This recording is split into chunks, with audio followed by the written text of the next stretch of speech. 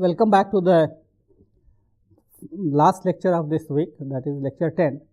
And now we just discussed about, if you remember in lecture 9, that how we go about alignment of vision, goals and strategy at different levels. So we presented a hierarchy of strategies that has to be congruent and consistent with each other. Similarly, we also see that how we are going to align them. So now in this part or in this lecture probably, we are going to see that how this strategy and performance can be aligned, because these strategies are made in order to achieve the goals and objectives of the organization. So in what way these strategies is going to help to achieve the objectives, and what kind of alignment we are looking forward to. Now, so when we are talking about alignment and performance management, so far we have been talking about the alignment, right? So here what we have been talking about, that the extent to which employees are connected to the units in terms of what their goals and objectives are, the extent to which units are connected to the corporate office, right? Because if you look at this alignment, it has to be consistent across the corporate business units and also at the unit and also at the individual and the group level. So when we are talking about alignment, it says the extent to which employees are similarly connected to or have a consistent line of sight. It means that everybody is going to see the common theme, which is related to the vision and mission of the organization and also the strategy. So far we have been talking about vision, mission and strategy of the organization. So make sure that everybody is thinking alike when it comes to vision and say corporate strategy of the organization. Otherwise, what will happen? If you are thinking in different directions, you are not connected well with the similar thing, probably will not be able to achieve what you want to have, right? So if you look at this alignment, it has three elements. The first element is that how employees' behavior and results with the unit, department and overall organization is aligned. That is what we have been advocating so far. So you need to ensure that yes, the employees' behaviors and performance is contributing to the unit performance, right? Then the department performance, then the department is going to contribute to the unit performance, then unit is going to contribute to the organizational performance, and this has to be aligned. So there has to be a common set of thinking across the different hierarchy of the organization, starting with the corporate level, the business unit level, the department level and the organizational level, right? Now, another kind of connection that we need to look at, it probably we have not looked at earlier, is that how it is aligned with the needs and expectations of the customers. Because ultimately whatever you are doing for in the organization is to satisfy the needs and expectations of your customers, right? For example, maybe in an educational institution, we have aligned our activities and contributing to the organizational performance. Very good. But whether we are also fulfilling the needs and expectations of the customers. Say for example, for an educational institute, who are our customers? They are businesses, industries, the government, because that is where the people are going and working after passing out from here. So you have to see that you are going to produce goods and services which meets the expectations of the customers. So you need to go for another kind of alignment, and you need to ensure that your products and services are aligned with the needs and expectations of the customer. That is more important.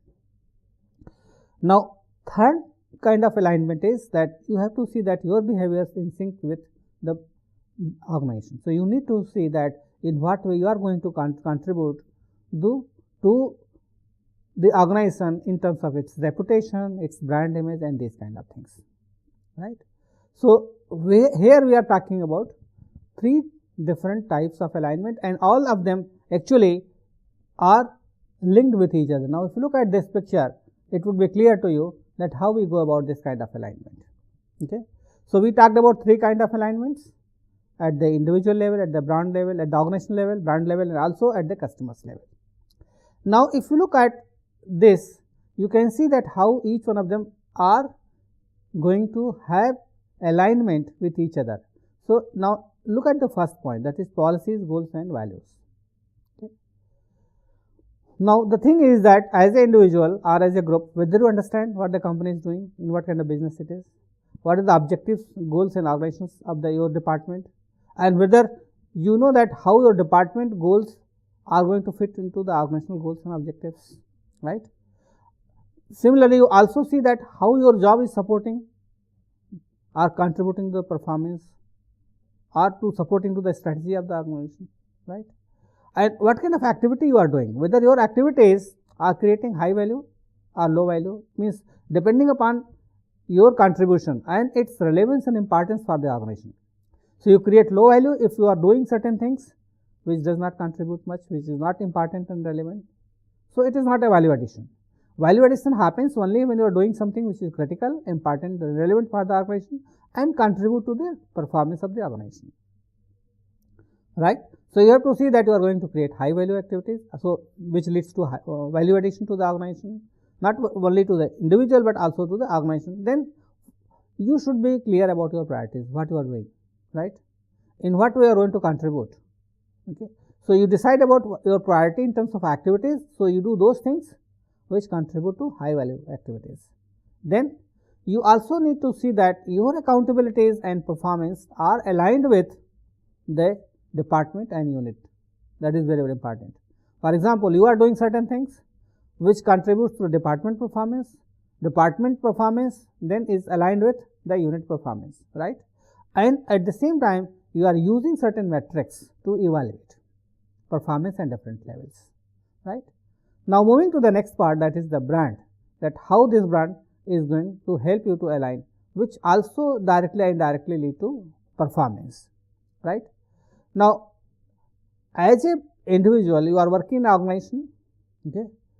So, you are also contributing in developing the identity of the organization, its reputation and its organization as a brand, right. For example, the moment I say that yes, I am a student of IIT Kharagpur, so what does it mean? It gives certain signal to the people, or it communicates certain understanding to the people that who I am and what I am doing there, right. So, you have to understand the promise that is given by the brand. Okay, it means that it signals certain things in terms of quality, in terms of consistency, in terms of characteristics, in terms of knowledge, skill that you have, right. So, it is very, very important that you understand these things, that in what way you are creating the brand that is required by the organization, right. So, it depends upon how you are using your resources, how you take decisions, whether your activities are consistent with the brand or not. For example, if you are not ethically behaving, so you are basically damaging the reputation of the organization, right.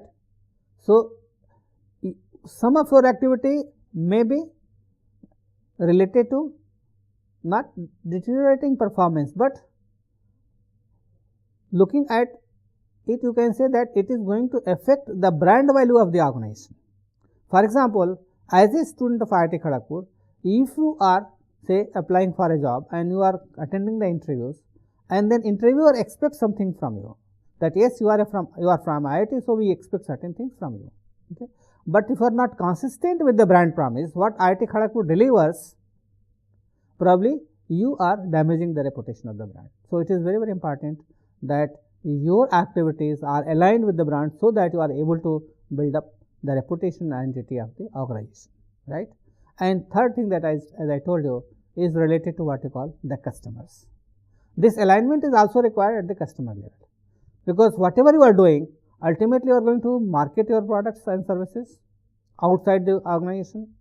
Okay. So, you must meet the requirement of the customer. So, make sure that whatever you do in terms of activities leading to products and services is meeting the expectations of the customers, right. So, because your performance is linked with the customer. If customer is not going to adapt to your product, probably you are not able to do your business well. For example, if students who are passing out from say IIT are not getting a job in terms of not meeting the business needs or the industry needs, then what happens? It means that it raises a question about the credibility of IIT Kharagpur, not only as a brand, but also the kind of students that we are producing, right. So, it also raises a question about the quality of the students. So, it is very important to ensure that you are going to produce goods and services which meets the requirements of the customers. So, for that what you need to do is that you need to understand what is the requirement, and accordingly you adopt that into your activities, so that you are going to produce goods and services which is meeting the requirement of the customers. Okay. So, we have talked about alignment at different levels, at the individual level, at the brand level, at the customer level. Now, what we are going to discuss further, that if you are not able to align well, then what happens? For example, the example I have just given, that if there is low alignment, you are not meeting the customer's requirement in terms of offering good quality students, then probably you are not contributing to the brand image, and you are basically damaging the reputation and entity of the organization, right? So, if you look at some of the consequences which are negative in the approach, like confusing brand promise, okay, it means that either you are not suitable or your brand is not good. So, the customers may be confused whether you are really a student of IIT or you are not fitting into the system. So, they will think that the kind of promise that they expect from the brand is not coming forward to, right? So, you might be doing certain activities which are not aligned with the units or the goals of the organization, then it means that whatever you are doing, it is not a value creation activity.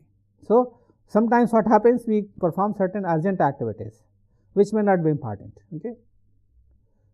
So, these urgent activities may not be contributing or may not be adding value to the business. What adds value to the business is those important and critical activities. So, whether you are performing those important and critical activities or you are doing something that comes to you and considered as urgent, but it is not contributing to the business, right. Similarly, if you are not able to compete because the productivity is low, so that is also leads to what you call low alignment. So, the business impact of low alignment is very bad, because if you look at the non-competitive costs, non-competitive cost means that you are not able to compete, that what happens? Your product would be bad, sales would be worst, your revenue will not be generated. Okay. So, there could be different kind of cost which may result from low productivity. Okay. Then misdirected activities are talents.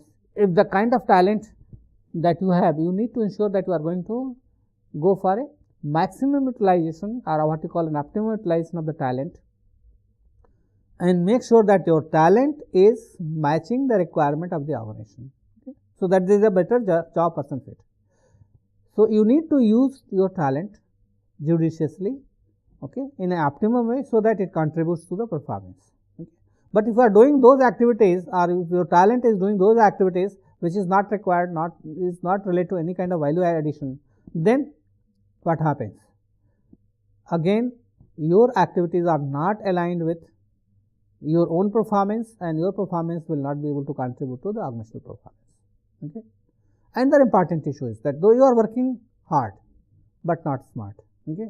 So, it is very, very important to identify what are those critical activities, right. And remember, in the beginning we talked about key result areas or key performance areas. So, you need to identify what are those key performance areas which contributes maximum to your performance, and then you focus on those, commit yourself, be motivated enough, put your effort, so that you are able to achieve those goals, instead of doing so many things which does not contribute to your performance. But it might lead to a lot of stress and burnout in you. So, you may feel exaggerated, you may feel helpless, you think that you are not contributing enough, though you are working hard, but you find that your contribution is not being recognized, it is not helping the organization to achieve its goals and objectives, right. There could be other issues, like if you are overstaffed or understaffed, okay, it is again a low value creation activities, right. Then if you are not able to execute your strategy properly, that is also a problem. Okay. If you are not able to work as a team, right, or the different departments do not coordinate vertically and horizontally, then that is also a problem. If you are losing your talent to your competitors, that is also an issue. And if your customers are not satisfied and they are not being retained by you, so all these are the outcome of what you call the low alignment, and that is why when we are talking about alignment with the people, brand of the customer, it is very, very important for better organizational performance. Moving further, see how strategy and behavior disconnect happens. Okay. Now, here this is the result of a survey, of a study, which suggests that if there is a disconnect between the strategy and the behavior of the employees at different levels, what will happen? It means that it would lead to low alignment, resulting in bad performance. So, what are the factors and the extent to which they happen? So, some of the factors, like if there is a high agreement or low agreement, what will happen? Okay. If you are not going to look at your strategy, and how are you going to measure a strategy, different kind of things like balanced scorecard that is developed by Kaplan. So, what I am trying to tell you here is that you need to see that how strategy and behavior, if they are disconnected, it is results in bad performance. Okay. So, in this study what happens, there are a number of raters, and then they try to find out that this disconnect at different levels leads to what. So, if the maximum loss is there if company does not have an agreed on strategy. Okay. Then if you are not able to measure the performance of your strategy. Okay. Then next is if it is not linked to business and unit level. Okay. And again, with these goals and strategies are not linked with each other. Then the individual accountability and capabilities are not linked with each other. And finally, if performance and reward is not linked with each other. Okay. And if you are able to understand your role or not, that in what way you are going to contribute to the business strategy. So, if you look at some of these issues, these are very, very important, and if there is a disconnect, then it is not going to help you to achieve the goals and objectives of the organization. So, it is very, very important to ensure that you have a strategy at different levels, make sure that it is linked with each other, linked with the target, individuals have the capabilities, it is linked with the reward, right, and they understand in what way they are going to contribute to the business. Now, the another important question is, which has come out of this study, is that okay, what are those factors which drive alignment, strategic alignment? So, the alignment with the performance. Okay. So, if you remember some of the points that we just talked about, like there has to be a clear agreed on vision and strategy. It means that when we are talking about a strategy at different levels, you make sure that business units and also the corporate headquarters have their own vision, mission and strategy, and it has to be in alignment and consistent with each other. Okay. First point. Second point that has come out is that how this vision and strategy is translated into goals and objectives, right. So, make sure that when you have identified vision and mission, okay, based on that you are able to identify your goals, and in order to achieve your goals, you see that what kind of a strategy you are going to adopt in order to achieve these goals and objectives, right. Third point is that this vision, mission, goals, strategy, whatever you have, make sure that people are accepting it. Okay. If people don't accept it at their vision, their mission, their strategy, probably it will not be possible for the organization to see that individuals work for it, right. So, make sure that individual accepts and have a passion to achieve it, right. Otherwise, they will not be able to achieve these strategic goals at whatever level it is, whether it is corporate level, at the individual level, the unit level, right. Similarly, you also need to ensure that the requirement of the organization and the capabilities of the people are matching, right. So, it means that people have sufficient capabilities in terms of information, resources and talent, so that they are able to deliver behavior that is required to achieve the goals and objectives. So, where you are matching the individual capabilities with the requirements of the organization. So, you have to identify what is the requirement of the organization in terms of skills and whether people have those skills or not. And then you are going to match those skills and capabilities to ensure that it helps in achieving the goals and objectives. Okay. And another important issue is that feedback. Okay. So, you need to give regular feedback, frequent feedback at different stages, at different levels, to ensure that these goals are achieved. because these basically acts as a motivator. You know that how much you have achieved, what is the level of your performance, what else you have to do, how much time frame you have, whether it is possible for you to achieve this within a given time frame or not, right? So giving clear and timely feedback is very, very important, and that helps you to achieve the goal, because it also acts as a driver, because you know that, okay, this is what we have achieved, this much time is left, and how I am going to achieve these goals, right? And finally, you remember we talked about linking incentives, because if you are not going to link performance with rewards, it is not going to motivate people. Maybe one time they will do it, but next time they would think that why I am going to use my capabilities, what for, if I am not being rewarded for what I do. So you need to adequately compensate. So you need to design an incentive system in such a way so that people are going to use their capabilities to their best to achieve the goals and objectives. Okay. So what we have discussed here in this slide is that what are the factors which are going to drive this kind of alignment. So some of the points that we have discussed here, like clear agreement on a strategy, okay, at the top level, at the corporate level, okay. Say they should know what is the strategy, they must understand it, and also they should not develop competing strategies. For example, at the business unit level, there could be different strategies, but they should not compete with each other, but at the same time they should collaborate with each other. Similarly, you will find even at the functional level, the operational level, you have a marketing strategy, you have product strategy, you have finance related strategy, you have HR strategy. So these strategies are also not competing with each other, right?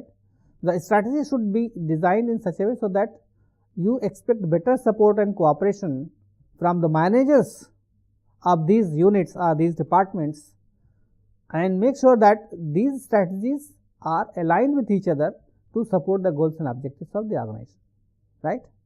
Next point that we talked about translating vision and strategy, right? Make sure that it is open. Everybody know what is the goals and strategy of the organization.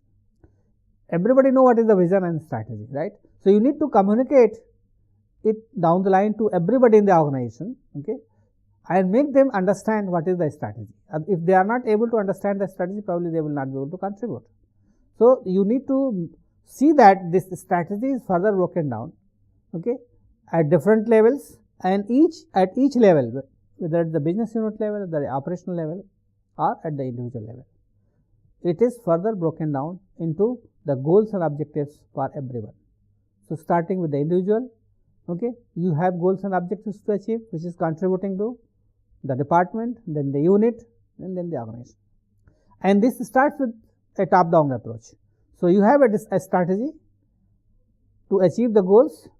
So this goals is divided further into department goals, unit goals, department goals, and individual goals. So you have to see that how these goals are aligned with each other at different levels and contribute to strategic objectives. Passion, that is another important factor. So the level of engagement and commitment that is required. It is possible only if you accept it as an individual. Okay, this is what I need to achieve. Okay, so you should embrace it. You should support that how it is going to be implemented. Okay, and you make sure that in both letter and spirit, that's what we call in heart and mind of the employees. So they are not only functionally responsible, but they are also committed and engaged to ensure that they are making all out effort to achieve the goals and objectives. Okay. And another important issue related to this is that make sure that there is a better job fit.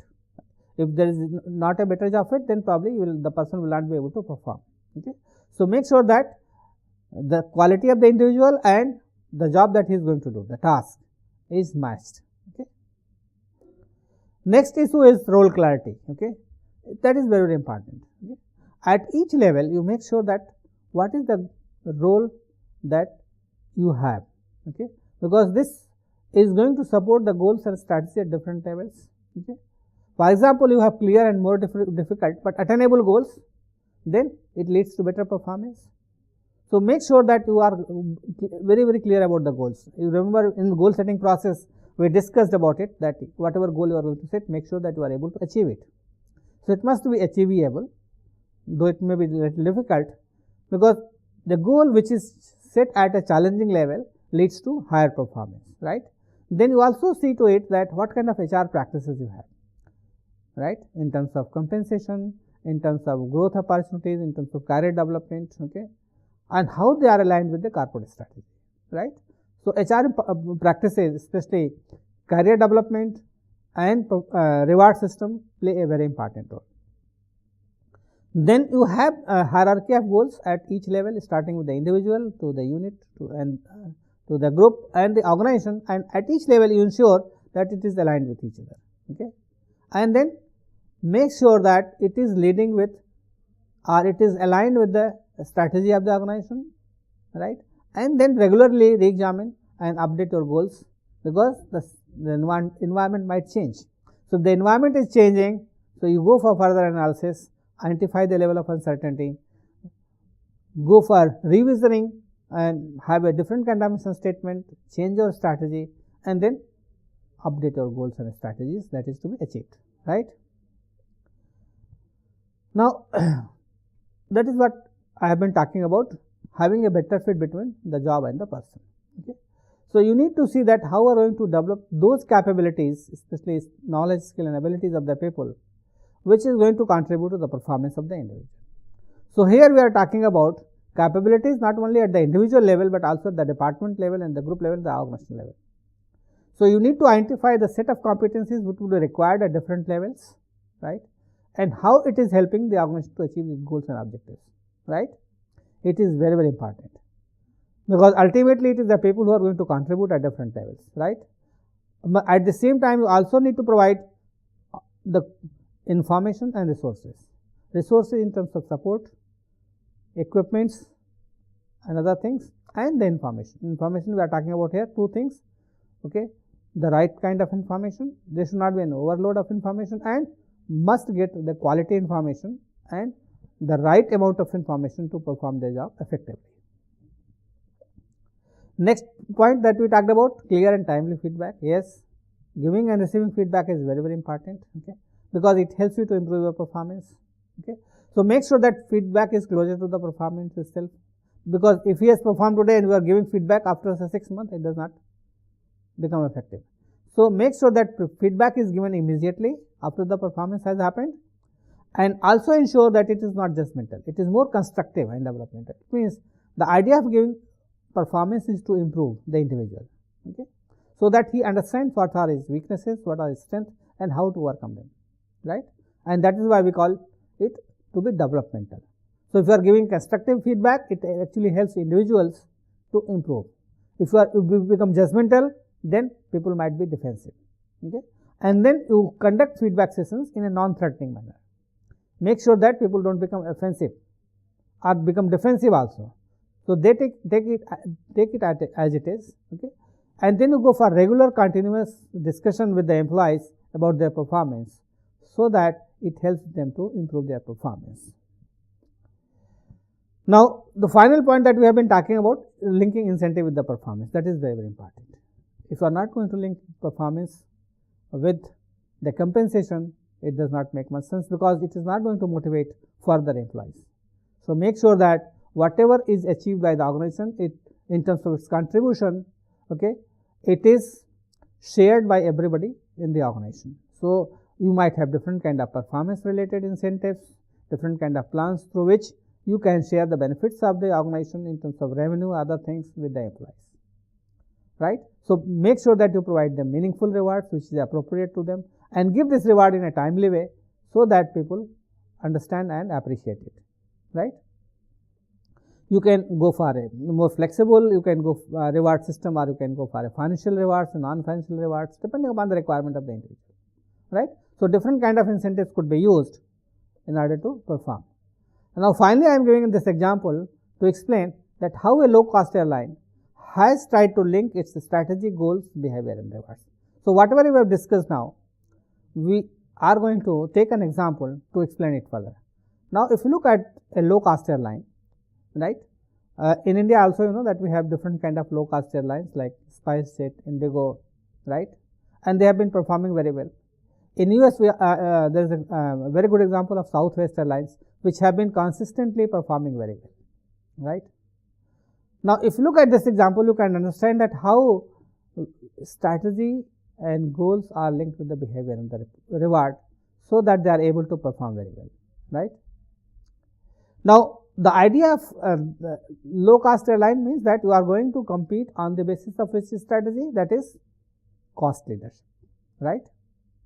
So, when you are going to for cost leadership as a strategy and your goal is to achieve certain targets in terms of performance, right?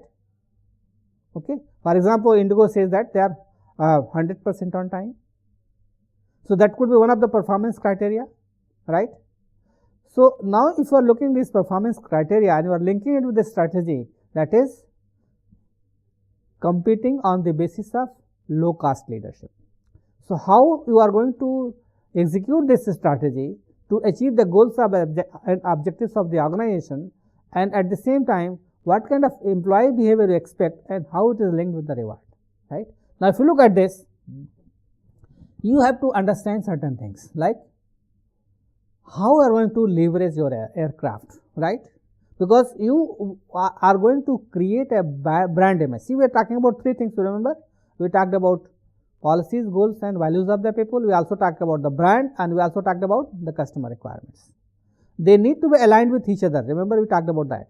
Now, if you are going to compete on the basis of a low cost leadership, okay, and want to align all these three things, it means that you want to create an image, a brand for yourself. You are understanding customer requirements and trying to satisfy them in the best possible way, and make sure that people and their behavior is also aligned with this objective, right? Now, what they do as a part of their low cost leadership, what kind of a strategy that they have? That is, they go for low cost ticketing, okay. They have a very lean and productive workforce, okay, and they also go for high aircraft utilization, right? Now, what actually happens if you look at this is a part of their strategy, okay. So, as a part of the low cost leadership, what they do, make sure that yes, they have automatic ticketing systems, okay, and not using travel agents, because that is where they have to give commission to the agents, okay. Then with the when it comes to lean and productive workforce, they make sure that okay, there is a high level of stock ownership, they have union contracts for performance related issues, and similarly they also need to ensure that their aircrafts are not sitting idle, okay. So, there is a maximum utilization of their aircrafts, okay. So, they are using satellite airports, those are airports which are not used by others, okay. They are going to say tier 2, even tier 3 cities, okay, and they have a standard efficient system for maintaining these aircrafts, right? Because especially if you look at the cost in the airline businesses, that is basically how you are using your flights or aircrafts, right? For example, if you are taking more than 30 minutes at a particular halt, it means that it increases your costs, right? So, you will find that if you have traveled by any of these airlines, the moment that they are going to land, you know that they start the cleaning process, okay. So, that they are going to utilize that particular time to ensure that they are ready for the next flight, right. So, utilization is very, very important for them. And then what are the sectors that you are covering, right? What is your turnaround period, okay, once you land, and then how much time you take to flight for the next, right? So, these are the issues that they have looked into when it comes to a strategy part. And then the three things that we have discussed earlier, like how it is going to help them to create a brand for themselves, whether they are meeting the customer requirements or not, and how people and their behavior is contributing to this, so that you are able to compete on the basis of low cost airlines, right.